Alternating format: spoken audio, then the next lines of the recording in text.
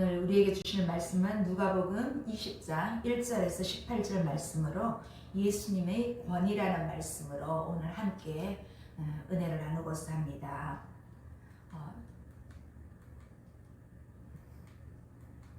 19장 마지막 단락에서 우리가 보았는데 여러분 기억나십니까? 예수님은 성전에서 장사하는 자들을 내어 쫓으시고 말씀을 전하실 때 대제사장과 서기관들과 지도자들이 찾아와서 예수님의 권위에 대해서 도전했습니다. 이때 예수님은 유명한 포도원 농부의 비유를 오늘 하십니다.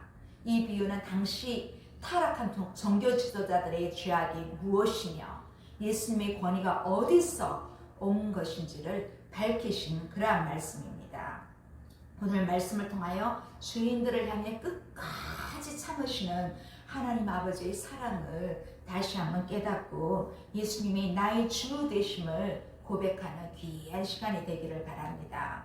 자, 1절 2절 볼까요? 하루는 예수께서 성전에서 백성을 가르치시며 복음을 전하실새 대제사장들과 서기관들이 장로들과 함께 가까이 와서 말하여 이르되 당신이 무슨 권위로 이런 일을 하는지 이 권위를 준 이가 누구인지 우리에게 말하라. 자, 어느 날 예수님이 성전에서 백성을 가르치고 복음을 전하실 때 대제사장들과 서기관들이 장로들과 함께 왔습니다.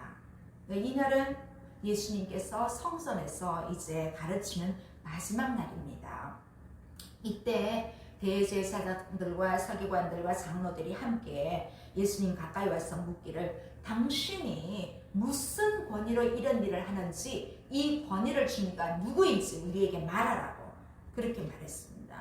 여기서 이 사람들 종교 지도자들이 하는 이런 일은 무엇이냐면 우리가 앞에서 봤던 19장 후반부에 보면 예수님이 성전에서 가르치시고 성전을 정화하시면서 또 양과 소를 쫓으시고 환전상을 뒤엎은 일, 이런 일을 말합니다. 특히 백성의 환영을 받고 성전의 운명을 경고하고 성전을 정화하고 가르치는 장면은 종교 지도자들의 기득권을 흔들기에 충분했습니다. 예수님의 이 모습은 그 당시 최고 권력자들에게 도전하는 모습입니다. 이런 일들로 인해 이 종교 지도자들은 자신들의 권위가 손상을 입었고 또 그로 인해 위협을 느꼈는지 예수님의 권위에 대한 문제를 따져서 묻습니다. 예수님의 권위가 신적인지 인간적인지 물어봄으로써 신성모독죄를 덮어 씌워서 죽이려는 아주 교활한 그들의 의도가 숨어져 있어요. 자, 이 일로 유대 종교 지도자들이 예수님을 죽이기로 굳게 결의합니다. 3절 4절 볼까요? 대답하여 이르시되 나도 한 말을 너에게 물으니 내게 말하라. 요한의 침례가 하늘로부터냐 사람으로부터냐. 자, 만일 예수님이 하나님의 권위를 주장한다면 주인이 여부를 따지기도 전에 어쩌면 사내들인 공회에서 조사를 받을 수도 있습니다. 그러나 지금은 예수님이 아직까지는 잡힐 그런 시기가 아니기 때문에 예수님은 우회적으로 답하십니다.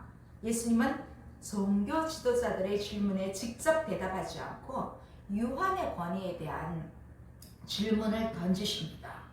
요한의 침례가 하늘로부터냐 사람으로부터 온 거냐 그렇게 물어보십니다. 자, 요한과 예수님의 권위와 사명은 좀 이렇게 밀접하게 연관되어 있는 거 여러분 아시죠? 왜냐하면 예수님이 요한에게서 침례를 받으셨잖아요. 침례를 받으실 때 하나님의 아들이라는 소리를 들었습니다. 그리고 구원 사역을 실행할 수 있도록 성령의 능력을 받으셨습니다. 그래서 만일 요한의 침례가 하나님에게서 온 것이라면 예수님의 권위도 똑같이 하나님에게서 왔다는 논리가 성립되는 것입니다. 그래서 예수님은 종교 지도자들의 함정에 빠지지 않으십니다. 예수님의 질문에 대해 그들은 긴급히 의논합니다. 5절에서 7절입니다. 그들이 서로 의논하여 이르되 만일 하늘로부터라 하면 어찌하여 그를 믿지 아니하였느냐 할 것이요 사람으로부터라 하면 백성이 요한을 선지자로 인정하니 그들이 다 우리를 돌로 칠 것이라 하고. 자, 요한의 침례가 하늘로부터냐 사람으로부터냐? 이 질문 속에는 침례 요한의 침례가 하나님께로부터라면 궁극적으로 요한이 증거하던 그 예수님이 자신의 권위도 하나님으로부터 온 것임은 너무나 당연하다는 대답이 여기에 포함되어 있습니다. 유대 지도자들은 이러한 의도에서 침례 요한의 권위의 출처에 대한 질문에 아무런 대답을 하지 못했습니다. 예수님의 반문에 유대 종교 지도자들은 공경을 벗어나기 위해서 그 자리를 피해서 장시간 이제 의논했습니다. 서기관들과 대제사장들과 장로들이 이 질문으로 예수님을 잡을 구실을 만들려고 했는데 예수님이 침례 요한의 권위를 가지고 반문함으로써 그들이 오히려 역습을 당한 것입니다. 만일 하늘로부터라면 어찌하여 그를 믿지 아니하느냐 할 것이요. 이들은 이제 질문 자체에는 별로 관심이 없고 자신들이 대답에 미칠 영향에 대해서만 이렇게 신경을 쓰고 있는 것입니다. 유대 지도자들은 침례 요한의 설교를 아마 제대로 듣지 않았을 것입니다. 그래서 침례 요한의 권위가 하나님께부터라고 인정했을 때 침례 요한을 좋지 않게 여겨 그를 따르지 않았던 자신들이 비판을 받지 않을까 두려웠습니다. 무엇보다도 이들이 침례 요한의 신적 권위를 인정하는 순간 요한이 선포한 예수님의 신적 권위를 당연히 믿어야만 했거든요. 그렇다면 자신들이 지금까지 예수님을 대적했던 그러한 행동들이 오히려 신성 모독죄에 해당된다는 것을 인정하고야만은 결과를 가져옵니다. 이 사람들은 평상시 인정했던 것처럼 침례 요한의 권위가 사람의 것이라고 대답을 하고 싶었습니다. 그러나 침례 요한을 선지자로 알고 그에 대해 많은 존경심을 받고 있던 백성들에게 이렇게 말하는 것은 오히려 그 백성들의 감정과 어떤 그러한 기분을 격분시켜서 오히려 자신들이 백성들의 돌에 맞아 죽을 위협에 처하게 되었다는 것입니다. 이 사람들은 자신들이 파놓은 함정에 자신들이 빠져들고야 말았습니다. 7, 8절 보겠습니다. 대답하되 어디로부터인지 알지 못하노라 하니 예수께서 이르시되 나도 무슨 권위로 이런 말을 하는지 너에게 이르지 아니하리라 하니라. 자, 저들의 대답이 어디로부터인지 알지 못한다는 것은 거짓말입니다. 이 사람들은 자신들이 그 사실에 대해서 알고 있지만 말하고 싶지 않은 것입니다. 자신들에게 닥치는 위급한 상황을 충분히 감지한 그들은 그 어떤 것도 감히 쉽게 대답할 수 있는 문제가 아니었습니다. 이들은 스스로 모순에 빠져 매우 불성실하고 무력한 모습을 오히려 그 백성들에게 보여주고 말았습니다. 자, 그들의 말을 듣고 예수님 역시 나도 무슨 권위로 이런 일을 하는지 모르겠다. 이제 이렇게 말하지 않겠다고 그렇게 말씀하십니다. 자, 그들의 도전을 궁색하게 만드시면서 예수님은 한 가지 이야기를 들려주십니다. 이어지는 이 비유는 백성들에게 하신 것이면서 동시에 제사장들 무리의 질문에 대한 간접적인 대답이고 또 우리 주님의 권위를 인정하는 자가 어떠한 반응을 보여야 하는지에 대해서 매우 강력한 교훈을 주고 있습니다. 왜냐하면 주님의 권위를 부정하고 끝까지 거절할 때 어떠한 심판이 있는지에 대한 말씀이기 때문에 아주 강력한 교훈의 메시지가 되는 그러한 이야기를 예수님은 해주십니다. 자, 우리는 보통 이 비유를 그 악한 포도원 농부 비유라고 부릅니다. 농부들이 주인공으로 보이지만 사실상 주인공은 포도원 주인이십니다. 이 비유는 이사야서 5장 1절에서 7절에 나오는 포도원의 노래와 연결됩니다. 아마 이 비유를 듣던 사람들은 모두 이사야서의 이 포도원 노래를 알기에 포도원이 무엇이며 주인이 누구인지 알았습니다. 이 이사야서의 포도원 노래에 따르면 포도원 주인은 하나님이시고 또 포도원은 이스라엘입니다. 하나님이 포도원을 정성껏 만드시고 좋은 포도를 낼 수 있도록 수고를 아끼지 않으셨습니다. 그런데 애통하게도 그 포도원은 나쁜 열매를 만들어냈습니다. 그래서 주인은 나쁜 포도만 만들어낸 그 포도원을 완전히 이제 갈아엎기로 결정한 것입니다. 이 말씀에 내포된 것은 결국 이스라엘이 바벨론에 의해 정복당하고 포로로 끌려간 상황을 우리가 이 말씀 속에서 볼 수 있습니다. 그런데 예수님은 이사야서의 포도원 노래와는 조금 다른 각도에서 비유를 말씀하십니다. 이 사람들이 익숙해서 알고 있던 내용에서 출발해서 좀 다른 결론으로 이끌어내십니다. 9절 볼까요? 자, 그가 또 이 비유로 백성에게 말씀하시기를 시작하시니라. 한 사람이 포도원을 만들어 농부들에게 세를 주고 타국에 가서 오래 있다가, 자, 이 비유는 종교 지도자들과의 권위에 대한 논쟁과 연결되는 비유입니다. 예수님께서 자신을 메시아로 인정하지 않은 유대인들의 완악함을 풍자한 그러한 비유이기도 합니다. 하나님의 선지자들을 죽이고 또 하나님의 아들을 죽인 유대 종교 지도자들의 악함을 경고하시기 위해 도입하신 비유입니다. 이사야서 비유의 말씀처럼 이 포도원 주인은 누구라고요? 누굴 상징한다고요? 하나님을 상징합니다. 또 이 주인이 포도원을 만들었다고 하는데 이 포도원은 누구를 상징해요?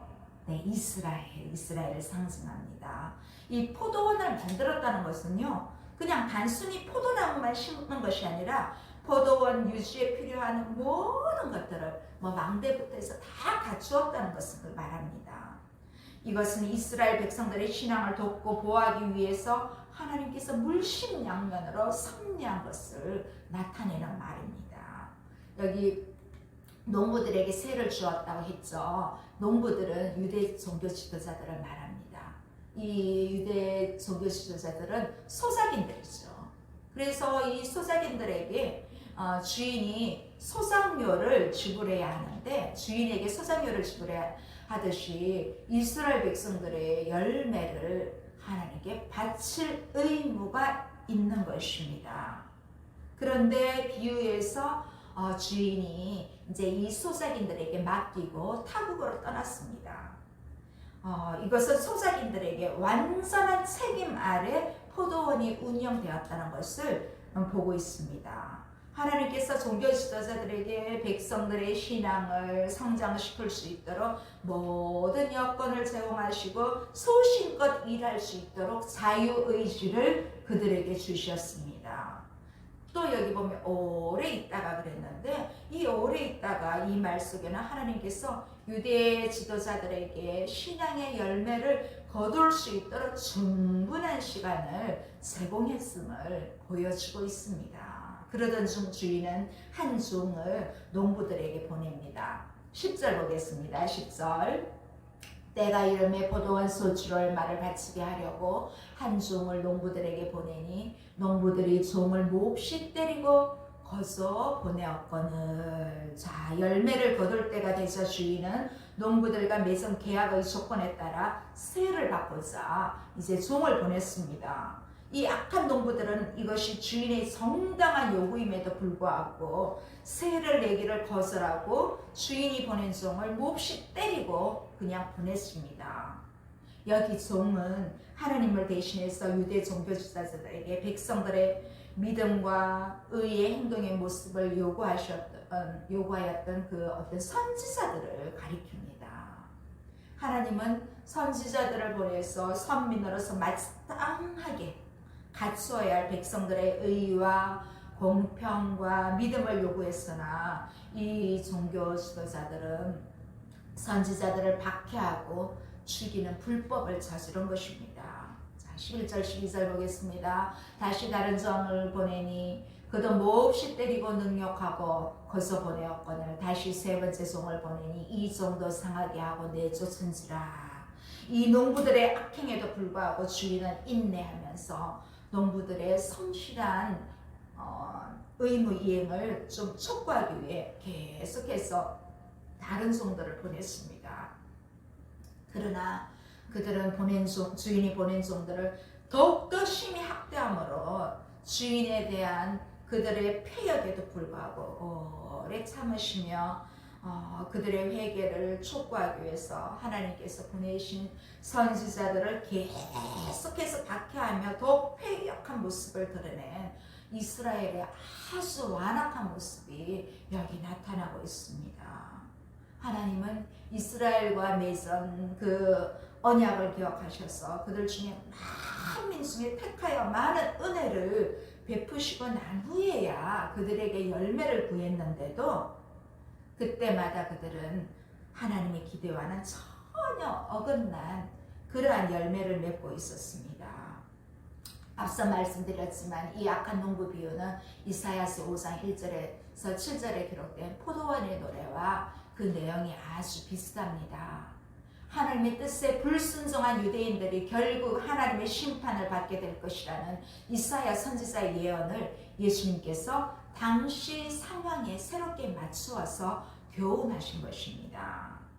자, 하나님께서 그들을 사랑하사 많은 선지자들을 보내어 그들의 잘못된 행동을 권고했지만 그들을 무시하고 도리어 선지자들을 능욕하고 온갖 학대를 다했습니다. 이들은 하나님과 맺은 그 언약의 내용과 그 실행 의무는 생각하지도 않고 자신들에게 주어진 특권, 이익만 생각하는 그런 아주 나쁜 사람들이었습니다. 자, 또 13절 14절 볼까요? 포도원 주인이 이르되 어찌할까? 내 사랑하는 아들을 보내리니 그들이 혹 그는 존대하리라 하였더니 농부들이 그를 보고 서로 의논하여 이르되 이는 상속자니 죽이고 그 유산을 우리의 것으로 만들자 하고. 자, 악한 농부들의 악한 행동에 대한 강력한 보복이 아니라 오히려 그들에게 회개의 길을 준비하는 포도원 주인의 모습은 이스라엘 민족의 죄악에도 불구하고 우리의 죄악에도 불구하고 오래 참으시며 자비를 베푸시는 하나님의 무한하신 사랑을 볼 수 있습니다. 여기 서두에 어찌할까 이 말은 악한 농부들을 권고하기 위해 깊이 고뇌하고 숙고하는 포도원 주인의 모습을 잘 표현하는 하나님 아버지의 최후의 배려를 표시하는 그러한 언어로 볼 수 있습니다.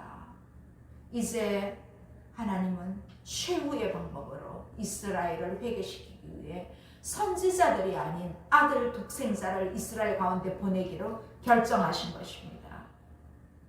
농부들의 각성을 위해 아들을 보낸 주인의 배려에도 불구하고 농부들은 아들을 공경한 것이 아니라 포도원을 자기 것으로 소유하기 위해 아들을 죽이기로 모의합니다. 그들의 악하고 부패한 모습이 드러나고 있습니다.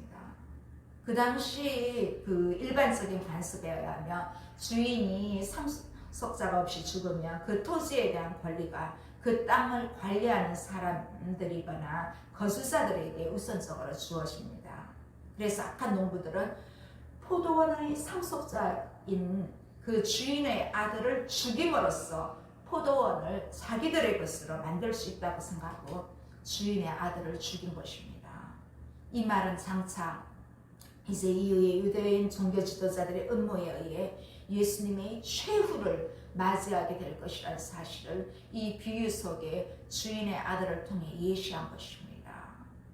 예수님이 예루살렘 성 밖으로 끌려나가 죽일 것을 이 예시에서 볼 수 있습니다. 그들은 포도원 아들이 도착하자마자 포도원 밖으로 내어 쫓은 다음 죽였습니다. 15절 16절입니다. 포도원 밖에 내쫓아 죽였느니라. 그런즉 포도원 주인이 이 사람들을 어떻게 하겠느냐.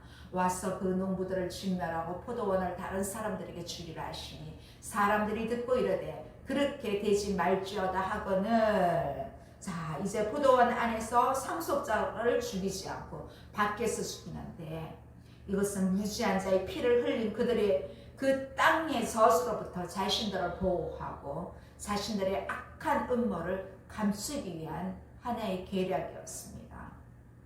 그 농부들을 진멸한다는 것은 이제 앞으로 주 70년에 있을 예루살렘의 멸망을 의미합니다.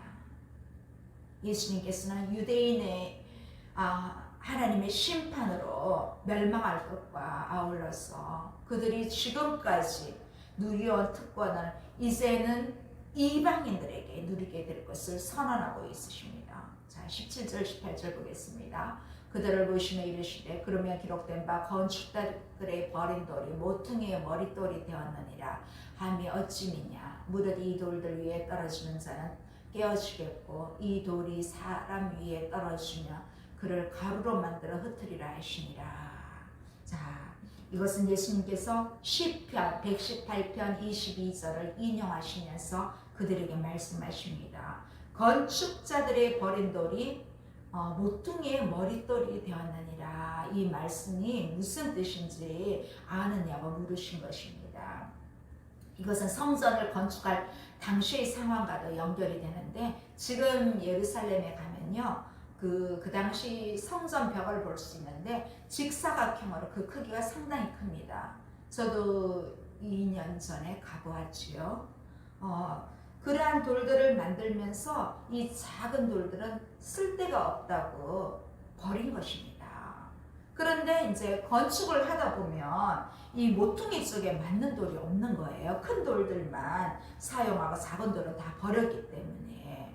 그래서 이 쓸모없다고 버린 그 돌이 거기에 딱 맞는 것입니다. 그래서 그 돌을 가져다가 모퉁이의 머릿돌로 삼았고 이로써 성전 건축이 완성되었습니다.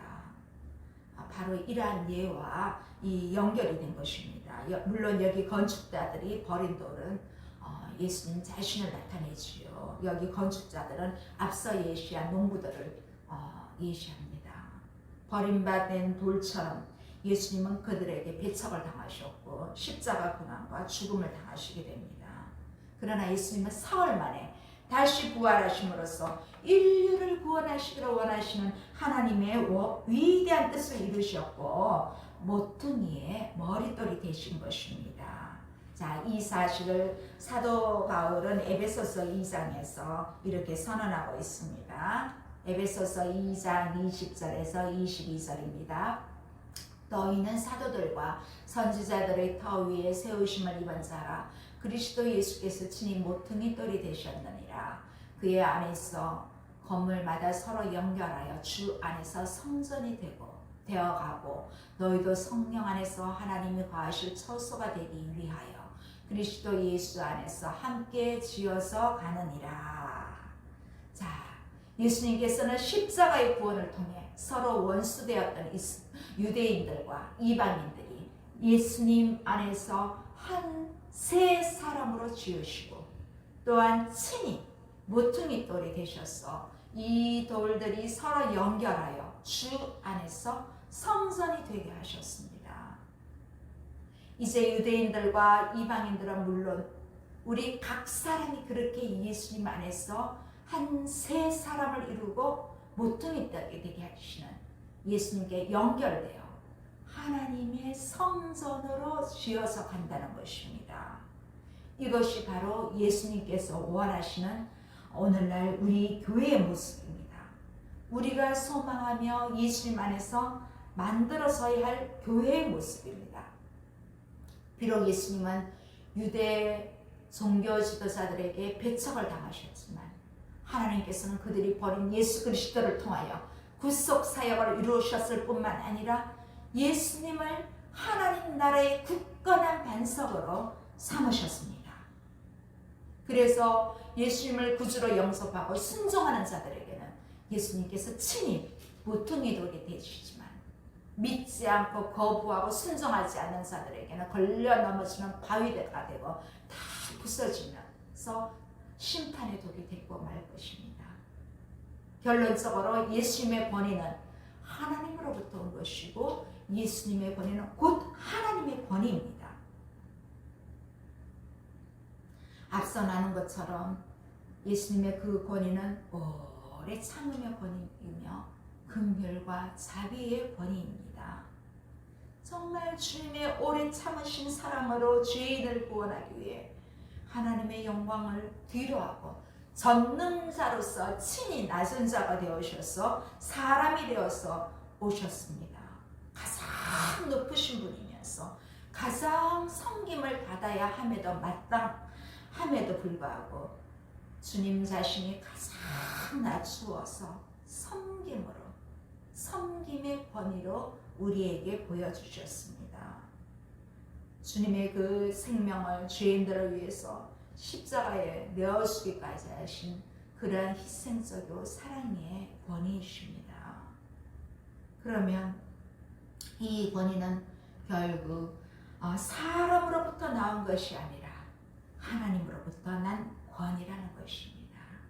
자, 그렇다면 예수님의 권위 앞에 우리는 어떤 태도를 보여야 할까요? 우리는 예수님의 그 사랑의 권위 앞에 항복하고 엎드려야 합니다. 나의 죄를 겸손히 회개하고 돌이켜서 정말 예수님은 나의 왕, 나의 주인으로 영접하는 것입니다. 여러분, 세상에 살아가면서 한쪽 발은 예수님께 담그고 한쪽 발은 사회의 권위에 담가놓으면 안 됩니다. 우리는 예수님 말씀에 순종해야 돼. 예수님을 닮아갈 수가 있습니다. 그럴 때 우리는 예수님 닮은 열매를 맺을 수 있고 예수님의 권위로 우리가 살아갈 수 있으면 위로부터 주시는 새로운 힘을 공급받게 됩니다. 더불어서 예수님 안에서 새 사람이 되어서 모퉁이 돌이 되시는 예수님께 연결된 하나님의 성전으로 나 자신이 지어져 가는 것입니다. 하나님의 성전된 우리는 나의 성전을 잘 지켜나가야 할 의무가 있습니다. 나의 성전을 잘 지켜갈 때 하나님 나라의 유업을 상속받는 하나님의 자녀되는 권위를 얻게 되거든요. 그 예수님의 권위가 우리 속에 충만하기를 축복합니다. 기도하시겠습니다. 살아계신 하나님 아버지 감사합니다. 권위라는 이름 앞에 쉽게 고개를 숙이는 사람들이 예수님 시대나 지금이나 많지 않습니다. 우리 모두는 참 그 권위를 참 좋아하는 것 같습니다. 그러나 하나님 아버지, 세상의 어떤 권위보다도 우리와 함께 하시는 임마누엘 되시는 예수님의 권위 앞에 우리는 무릎을 꿇고 오직 예수님만 믿고 따라가는 우리의 삶이 되기를 간절히 소원합니다. 아버지, 예수님께서 친히 모퉁이 돌이 되신 것처럼 우리도 주님의 몸된 교회와 사회를 향하여 어려운 이웃을 향하여 겸손하게 모퉁이 돌로 나아가기를 소원합니다. 하나님, 그렇게 저희를 사용하여 주시옵소서. 예수님의 이름으로 기도드립니다. 아멘.